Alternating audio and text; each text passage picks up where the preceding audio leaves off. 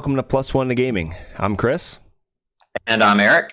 And joining us as always are Bravest Warriors, Billy and Mark. Hey guys. Hello. Hey, how's it going? It's going pretty awesome because we're in I think this is our fourth session in Mazfroth's Mighty Digressions. So Eric, do you want to take over and give us a little recap and transport us to a world of whimsy and adventure? I do. So last we met, you spent the night trying to discover the secrets of the book that Corvala gave you in Amberdune's bookstore. Through spell usage and ability usage, you discovered that it is the same creature or the same type of, I don't really know how to put it, the same type of thing that you encountered in the beginning of the adventure, but on a more stable level. So you assumed it has probably about a week to 10 days before it would turn into that orb that attacked you. So you feel relatively safe with it, with you currently. I actually don't remember exactly. Did you come up with a plan for today's adventure? I think we had talked about this was the plan, but like we were going to wait till the morning and come up with a plan. But I don't remember the plan, if we came up with a plan. Do you guys remember? We did. So I believe first we're going to go to the warehouse that had been staked out previously while they're not there and look around. Oh, that's right. Yeah, because they're going to go set up shop. Yes. So we're going to do that and get as much information there as we can. And if needed, then we will go to the shop. I have created a fake book of the book that she sold me, which I believe it was The Dark Hunger is the one that she sold me. And so we can just tell her that I read it and I didn't really like it and I wanted to, you sell it back to her. Something like, I like that. Just say, it's not, I really care. Well, I think because you didn't pay for it, right? She gave it as a gift. Yes. So I thought the plan was to see if we could exchange it or something like that. Exchange it thing. And I guess it's just not my style. I appreciate the gift, but try to exchange it for a different book and see what she does. And that is it. I think that's the extent of our plan. And what's the point of giving her the fake over the real one back? Because we want to keep the real one just in case. And also I can open the fake one. And I don't have to worry about the monster popping out or turning back into this Ging Watsum. I believe that was the thought. I don't really know exactly from there where we're gonna go because it's she'll probably discover that it's a forgery if she's a very good bookseller. But hopefully we'll find enough information at the warehouse to determine a plan after that. All right.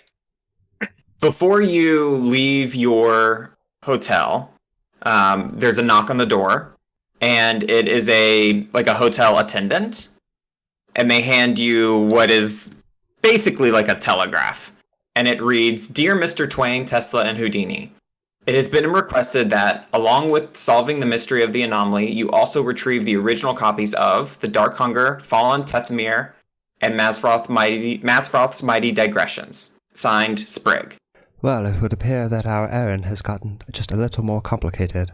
Yes, I could imagine we could get those. I believe we saw some of them, and I happen to have a copy of Dark Hunger right here. It's a good thing I created that very accurate forgery last night, so that whatever happens today, we don't have to threaten the real copy of the Dark Hunger. So we will have to make sure. Maybe I can try to trade this for one of those other books, The Fallen by Tamar, or whatever. That's how I have it written in my notes, or Mazfroth's Mighty Digressions. Yes, but if we trade for these books once more, we are bringing more dangerous books back to the Vatican. These are just ticking time bombs before they turn into monsters and attack someone. Yeah, that's a good point. We must find the originals, and if at some point we must confront them, we can tell them that it is quite illegal to create such forgeries into the world, and most certainly it is illegal to create monsters out of them, I'm sure. But it is my wish to not engage in violence if we should not need to. We do not yet know the full side of the story. Good point. Hopefully we can find a copy of these at the storage area.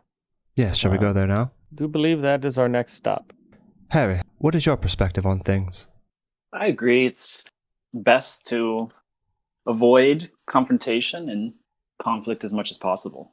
I think the plan to search through the warehouse is an adequate place to start. Information can be our strongest weapon. Well, shall we head over to the warehouse then? Yes, fellas, follow me. Since I've been to that part of town before, I can take us back. Yes, lead the way. All right, so I would assume you guys are staying in like a relatively nice part of town, probably near the market, which is kind of like middle class. The part of town that Corvala and Zahn live in is called Black Gate, and it is not the nice part of town. It's a northern neighborhood, so you have to go past, again, the nicer parts of town, through some kind of tight alleyways. It's morning time, so everybody's kind of like hustling and bustling, getting to their prospective jobs, shops, kind of whatever they're doing for the day, before the heat really sets in. And once you get more into Blackgate, it does kind of thin out population-wise. So there are kind of like ghost alleys, just places where there's just no one around. And actually, it's in one of those that you hear, "Stop there! You killed my dog!" And I want you to roll initiative.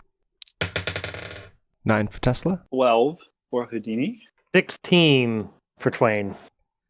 All right, so you see kind of behind you, as you like turn around after you hear this person call out, a man with scars on his face, kind of a mousy look to him, another man, kind of a bigger, burlier dude, and a dog.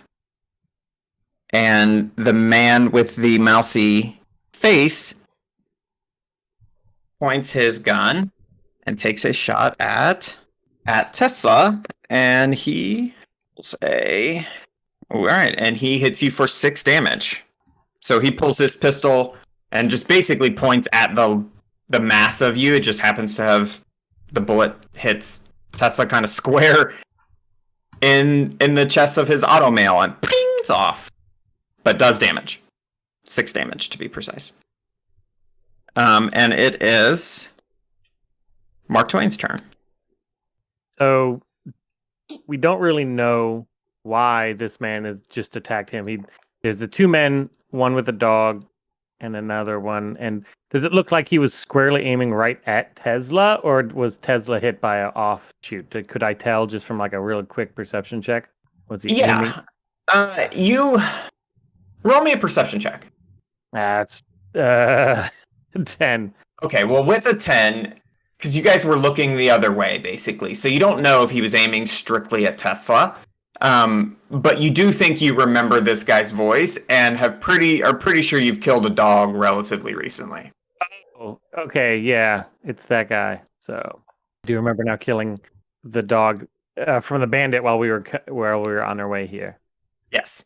Twain going to turn to the man and say, "Oh, I see that you've improved your aim slightly, but I don't think it's going to help you out this time.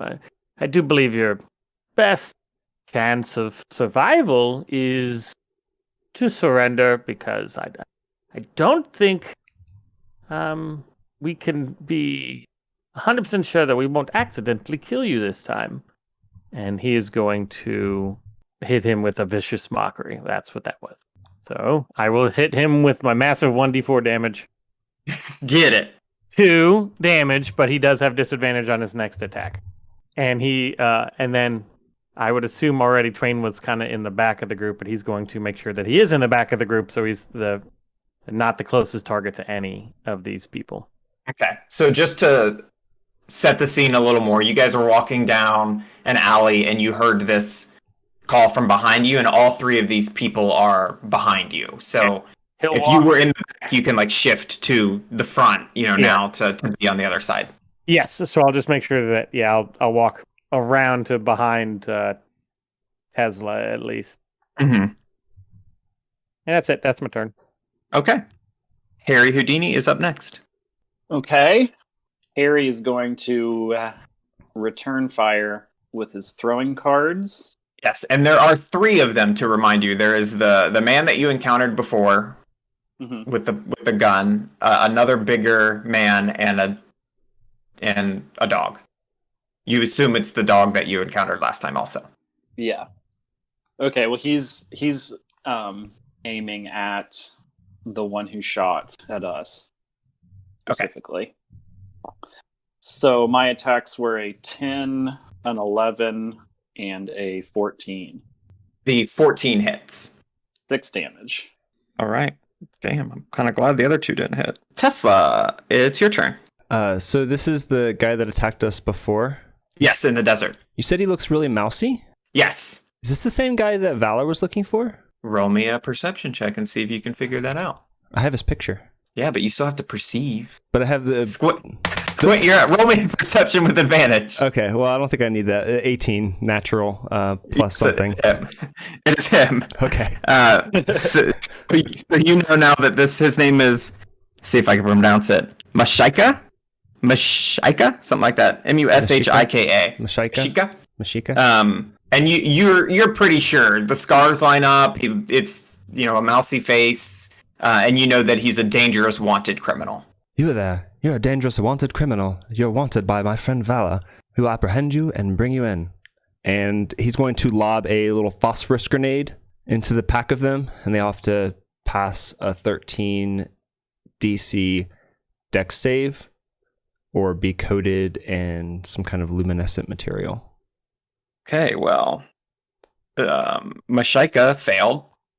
Fuck that guy. Pretty easily. The thug failed even worse. Good, because they're all purple now.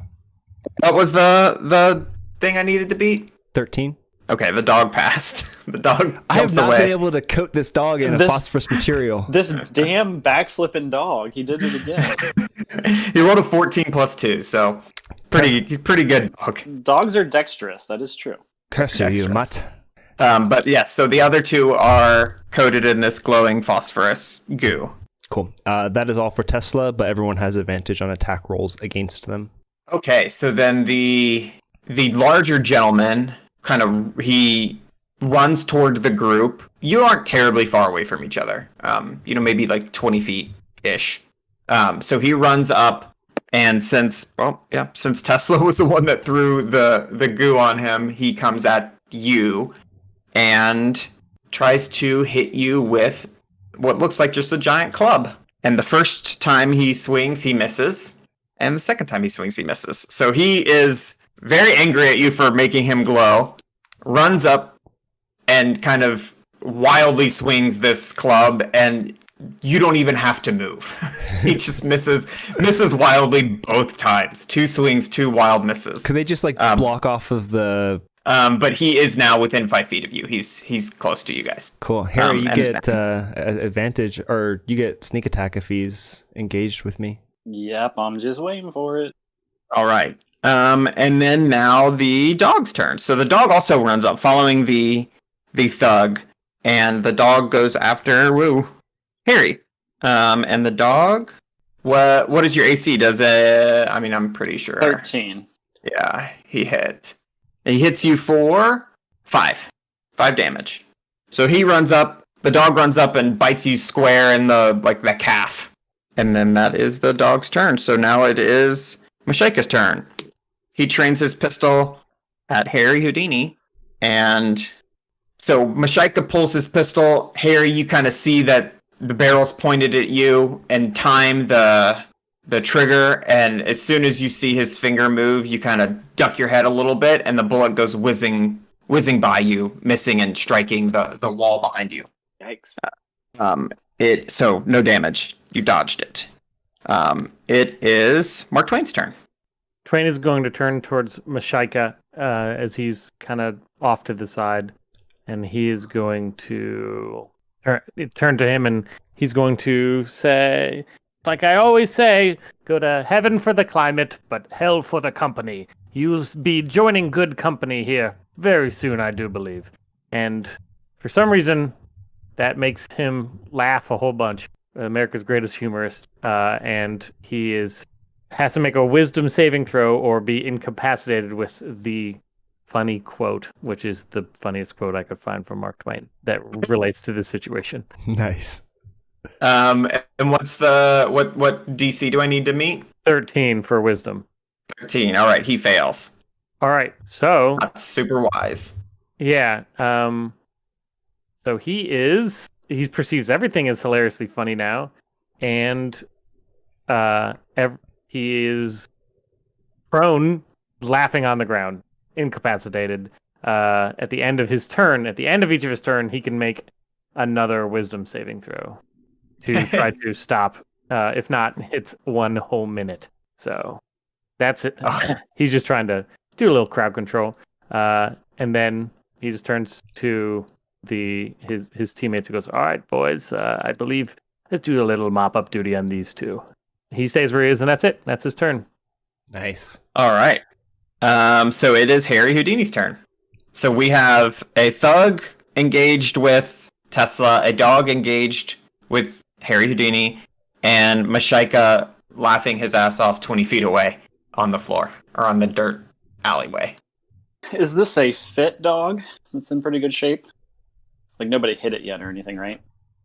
No, it looks perfectly healthy and fit for a dog. It looks like he probably runs laps and stuff. Does he do any swimming, do you think? Or just running? Probably not in the middle of the desert. Not a lot of swimming. Good point. But maybe if they go to the Nile, he might jump in and be happy. Oh yeah, what pup wouldn't? I think I've never used this before, but so I'll use cunning action to, I don't know, fake like I'm throwing a ball to distract the dog or something. And I'll sleight of hand a tennis ball throw and disengage so that I can run over towards our bounty as it appears now and attempt to grapple him, and then manacle him, I guess. Well, he is currently, basically incapacitated with laughter, so nice. You don't have to. He's not going to resist in a way that I would necessitate a roll. Okay, so you run over to Mashaika. You can pretty easily, if you want to use dexterity or if you want to use strength, you can very easily get these manacles on him because he's not really resisting. He thinks something is hilarious. Laugh your way out of this one, sucker. Nice. I believe that is it for Houdini. All right. So it is Tesla's turn. Quick thinking, Harry. Let's wrap up this trash and get out of here. And Tesla will try to use his X-ray gun on the person that's fighting him. Ooh, that's not good. 7 to hit. Oh, I get advantage because he's covered and he's glowing. Oh, I'm sorry, 15 to hit, excuse me. Yes, 15 does hit. 6 damage. All right, so your X-ray gun pretty squarely hits this thug kind of right in the chest, and you see a lot of blistering and burning from it. But he is still standing right in front of you. And it is his turn. So he has no clue what you just did, but he knows that it hurt, and he did not like it. So he's going to try to hit you with a wooden club. So, okay. Oh, he misses anyway. Do you have your buckler out? Yeah. 16 is AC. So you're at 16. Okay, well, again, he misses. The first time he swings, it hits off of your buckler. You pull your arm up to block it, and it's a very solid pong. And the second time, you maybe get the sense that thing happened where you if you hit something with a baseball bat, it hurts your hands. The second time he misses wildly again. You're starting to think that this thug is not well trained. But he stays there, and it is the dog's turn. So with Harry having run away, the dog turns to Tesla and tries to bite at your legs. And the dog is successful. This dog's way better than this thug. So the dog can kind of find an easy path through your automail to the sweet meat that is Tesla's calf. And he bites you for 6 damage. All right, I think the excruciating pain from the bite causes Tesla to collapse. He's at 0 HP. Oh no. Oh heavens, I feel quite faint. All right, it is Mashaika's turn. He's gonna do a wisdom save to see if he can stop laughing at everybody. And it actually looks like it worked. I have to beat what, Bill? I got an 18, so I'm assuming I beat it. It's probably Oh 13. yeah, you got 18. Definitely, it's a 13 DC. Yeah. I need to write the DCs down, but my At piece level, of paper is just full of numbers. Yeah, up until I think level 3, it's basically 13 usually, as like a rule of thumb. Yeah, like 13 or 14 if you maxed out and you have 18 in your stat. Yeah, like really 'Cause max it out. It's 8 plus your proficiency plus your like a skill, and so it would be at level 1. It'd be like 8 plus 2 plus your skill. So unless you have 18, it's going to be 13. Yeah, and you shouldn't have level 1 character with 18. That's excessive. Yeah. Yeah, I'm sure that there are ways that's min-maxing for show. Totally. So Mashaika comes out of his haze, realizes he's bound, and calls for the thug to come help him. He's like, "Hey, hired hand, get back here and undo these manacles." And that's really about all he can do, anyway. So it is Mark Twain's turn. Mark Twain is not set up for combat. We got to stop that guy from undoing the manacles. I'm going to try to get the thug to. I'm going to say another joke to the thug. Try to get him to start laughing as well. He turns towards the thug, and I'm trying to think of something funny that Mark Twain would say. We only want you to imitate one of the funniest people to ever live. Why is this so difficult? You only have to find one of the greatest humorists of all time and find something he would say appropriate to a fantasy situation. He's just going to turn to him and be like, "Oh, knock, knock." And he just says, "Orange, you glad you're not a banana?" Because this guy's an idiot. So he thinks he's like, nailed it. So, since it's not the thug's turn, he can't talk back, but he does still think that is hilarious. And again, I'm trying to beat a 13. It doesn't matter. I rolled 4. So he is now hideously laughing. The thug thinks that this is just like the weirdest and funniest situation he's ever been in. And he falls on the ground laughing. Perfect. And would you like to do anything else? And then, like, as a free action, she's going to turn towards to Harry and say, "Just finish off that dog, please. Our best bet for safety is to eliminate the threat first, and then, of course, render aid to our good friend Nickel." That's it. His turn. All right, and it is Houdini's turn now. So, what would you like to do? Pretty help take care of that vicious dog. I'm going to target the dog with throwing cards. A 10, a 14, and a 12. All right, the 14 and the 12 both hit. The dog missed the glow powder, right? He was the one that escaped, so... Yes. Once again. 3, Once again. 5. 9 damage total between the 2 hits. All right, so your cards, you throw 3 cards. One barely misses the dog, and the other 2 hit its kind of square in the neck, and this dog falls over dead to the world. Yeesh. All right, so we have... a good moment. Yeah, you got to murder another dog. We have Mashaika, who's manacled near Harry. We have a thug who is crowd-controlled, still laughing, near Tesla, and Tesla, who is unconscious at the sight of his own blood. And it is Tesla's turn, so roll me a death save. 4. So he's worse for wear. He's not doing well. And then this thug gets so it's the thug's turn now. He gets another save because he can't do anything else. Nat 20, so he saves. He saw you kill this dog, and that ain't funny. So the thug is up, but can't do anything else because you said it's at the end of his turn, correct, Bill? Yes, the end of the turn. So yeah. So the thug stops laughing, and he actually can't even stand up because it's the end of his turn. But he's still on the ground. And it is Mashaika's turn, and he yells, "Stop laughing! They killed the dog again! Come help me out!" And now it is Mark Twain's turn. All right. So Twain sees that this man has stopped laughing. Apparently, he never even got the joke that bad. So he's going to walk over to the thug who's still on the ground, and it's kind of a desperate situation where he is going to try to hit him with his cane because he's like, we need to get rid of this guy. So he's on the ground. I would assume he has disadvantage. This is not good. He's not going to do a lot of damage, for sure. But it's probably not good for public relations too. Yeah, but he's going to take up his cane like a golf swing and just try to like bat at his head. Mark Twain assaults homeless person in desert alley. Good. That only would have helped his reputation, I think. Yeah, he needed a little more edge. Would have helped him, Yeah, even with the advantage, it was not good. The best he got was an 11. An 11 hits. Wow. Okay.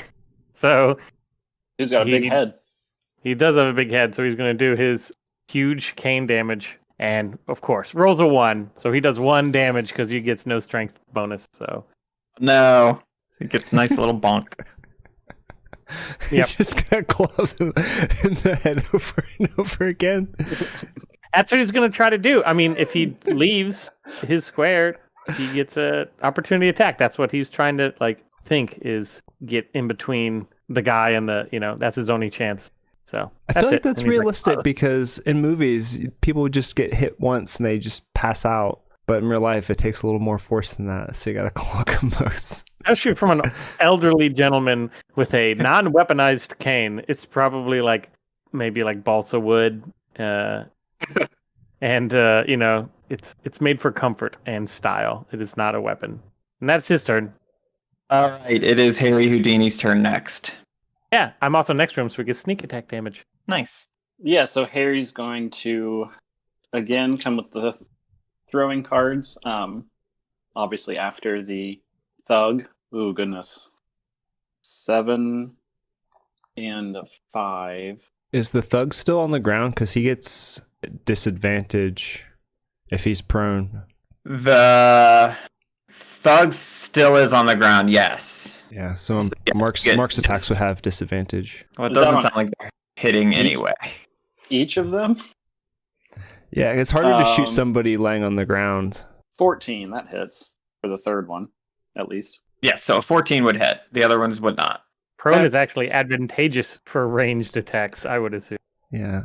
6 damage. Perfect. Prone is interesting because you get advantage on melee and disadvantage on ranged.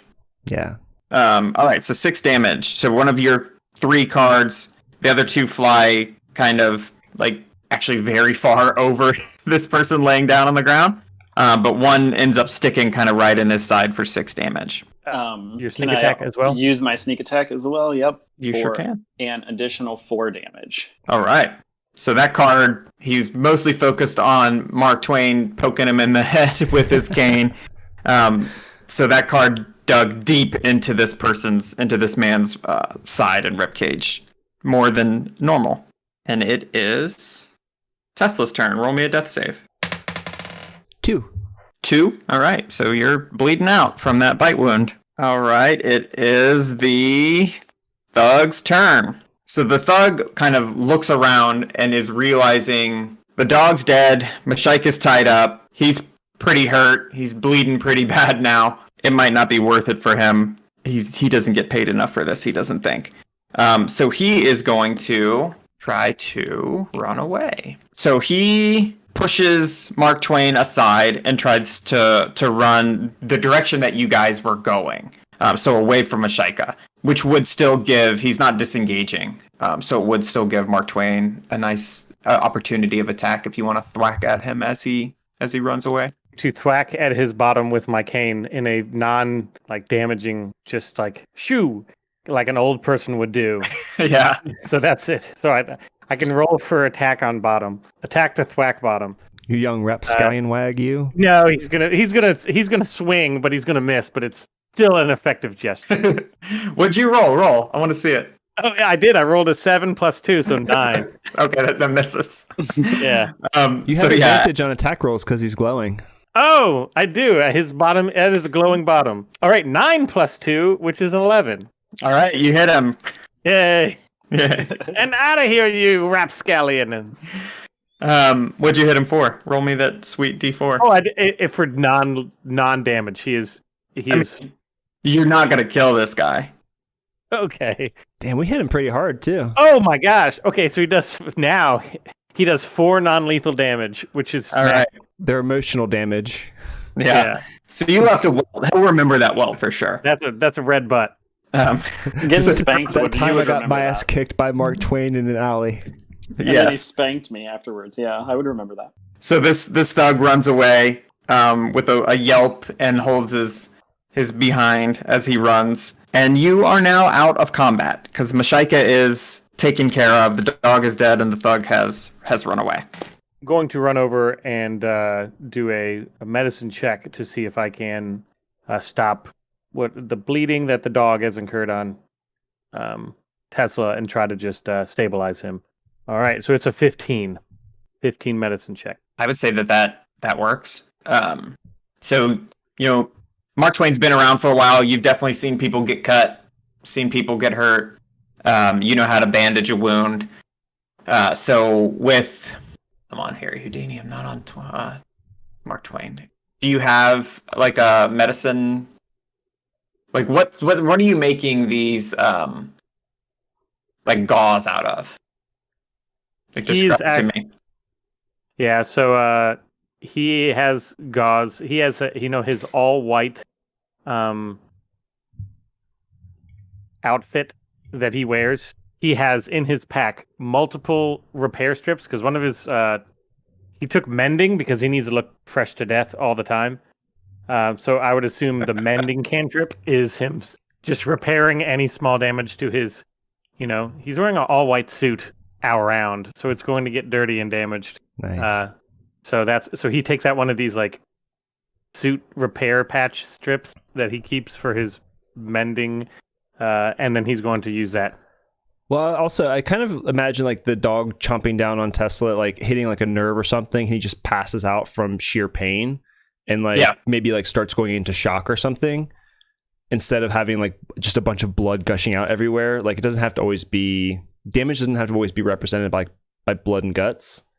It could be something like, oh yeah, he's going to go into shock. And if you don't revive him, he's going to be comatose and die. That's kind of what I was maybe thinking here. So we can avoid all just like, yeah, you're covered in blood. Also, just like, I don't think this dog like eviscerated his calf either, because that's going to be problematic.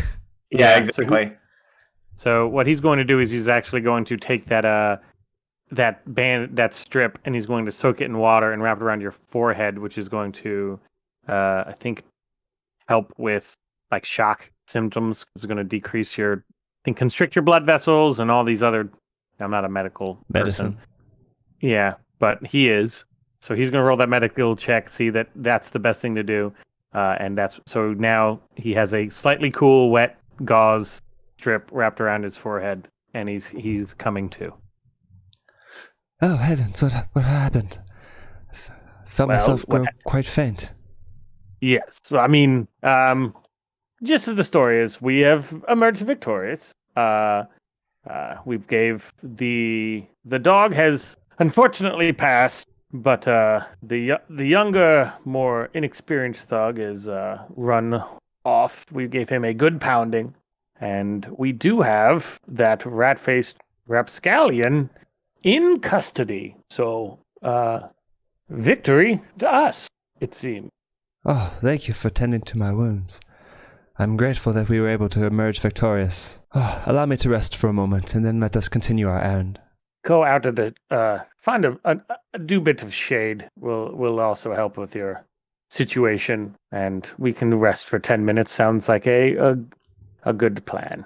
So I think you guys could very easily find like a place to rest, a little cafe, even if you want to get like some spanakopita and some tea or whatever. What are you planning on doing with Mashaika? I have 50 feet of hempen rope. I was thinking of just tying that to his manacles so that we can kind of lead him around so we can take him with us. Do you think you could alert others to our presence if we have him with us? I do have more of these bandage strips. I shall make a crude gag, and just so people know that we are on the up and up, I will make sure people know what is happening. So he's going to take out some on the linen strip that he's used for a gag, he takes out his fountain pen and he writes criminal across it. So his gag says criminal. So now he is gagged. Yes, this is a good idea. Perhaps worth we should write it in the native disguising language of this region as well. If I knew it, I would. But as we all know, the vastly superior English language will suffice for me. Yes, I'll help you. I speak and write in 8 languages. I can help. That way he's a criminal in 8 languages. Does Tesla speak Arabic? No, not Arabic. But I feel like Egypt's a town of a city of the world. A lot of people will speak all 8 languages. Like you're gonna hit at least one of them. Almost no one there just speaks one language. So yeah, I think that'll work. I also wonder if there's is there a local authority we could turn him into and listen, we need to extradite this guy back to serve justice, but you need to hold him here now. Yeah. Is that an option? There's cops. There's guards. There's cops. You're in a capital city. Okay, let me get back into character voices. Harry, Samuel, what do you think of turning this one into authorities for now until we can take him back to Valor to serve justice? Or would you prefer to keep him with us? Dragging him around forever seems like a liability.